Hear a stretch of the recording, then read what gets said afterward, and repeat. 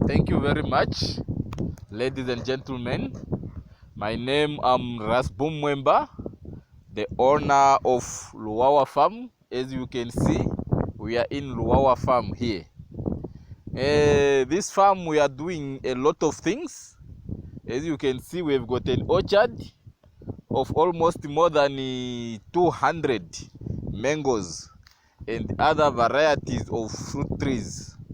So during the rain season, we also go for sweet potatoes and maize and so on.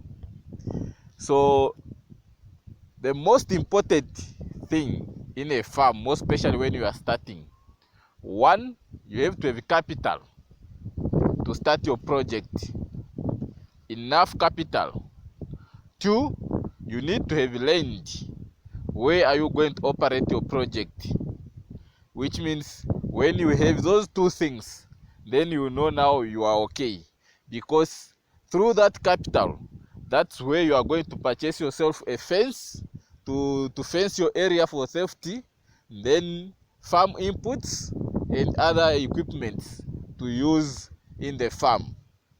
So for now, we are operating for almost 3 years. We have got 3 hectares, and now we are adding another hectare, which means by now I'm going to take you to the other side so that you can see some seedlings. We have more than 3,000 pieces of seedlings. We have apples, we have bananas, we have pawpaws, we have guavas, avocados, we have oranges, we have nuts, and even indigenous plants, we have them. So we are selling at different prices. It depends to the type of that fruit, which means farming, it is something that needs determination. It's a daily routine that each and every day you have got your schedule in the morning, afternoon, and evening. You know, it's a daily routine. It needs to put everything, which means for now, we have almost 5 people working in the farm. In other words, it's employment opportunity. You are creating employment and the poverty alleviation, you know. So by so doing, you will find that the most challenging thing, most especially here where you don't have we don't have rivers, is water. That's the most challenging thing. So we have dug a borehole. We have a borehole over that side. That's where we drew our water. So it's challenging because we have to use some generators to pump waters and so on, but anyhow we are coping. It's not a problem. So during rain season, we use rain to produce a lot of sweet potatoes. You see, there is no much challenges on sweet potatoes, but each and every crop you grow in this region, the main problem is market.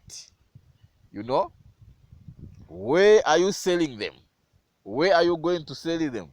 For consumption local, sometimes you will find that it is flooded. The Zambian products, they also come and so on, but it's not a big deal. So to be a farmer, you need to have knowledge. You know, you need to have knowledge. It can be you go to school, you go to university colleges, or even such institution for capacity building, so that you have to know what you do, you know, because the farming technique, it changes every time due to our environmental situation, you know. That is what you have to do. So if you don't have that access of going to get knowledge to institution, then you can still use your internet like the way we are doing here. We are just using our internet. We Google such kind of things we want to do. Then we learn from there. That's how we get knowledge, because most especially in seedlings, if you plant, you find that there are other seeds that can't germinate when you just plant them ordinary style. You have to put them in the fridge. That's where you plant them until a certain time. When they grow to a certain size, then you take them out again, you put them indoor, then for a certain period again, then you take them outside before you even transplant. It takes time, so it needs really knowledge to know how to do, most especially oranges, apples, pears, nuts. They are very tricky. You see the height of this mango, it is less than a meter. But when you look at it, it is already started bearing fruit. The reason is why. This is what we say is new technology. The importance of researching. You plant in the fridge, then it germinates very quickly. It takes only 2 years for a mango to start bearing fruits. That's why you see all these mangoes here, they've already started bearing fruits, but they are very, very, very short. That's why we are saying you need to research and have a know-how on how to do farming. It is not just the matter of planting. So for now, I think by next year we are going to harvest approximately more than 3,000 fruits of mango, and we are start selling. So for now, because this is the first, it will be the first harvest, this one I'll just donate it for charity. That is what we always do. So all these techniques, they need knowledge. You have to have a know-how. You have to make research, a lot of research, for you to get into the right track. That is all about farming. It's not an easy thing. It is all about researching and find the new stuff, the seedlings, quality, and so on. That is what is happening here. So for now, since we have access to water, we want to make it throughout the year, rotational planting. When we harvest, we plant again. When we harvest, we plant again. Yes. These are the varieties of the seedlings we are talking about. So here this is our nursery. We have got almost 3,000 seedlings.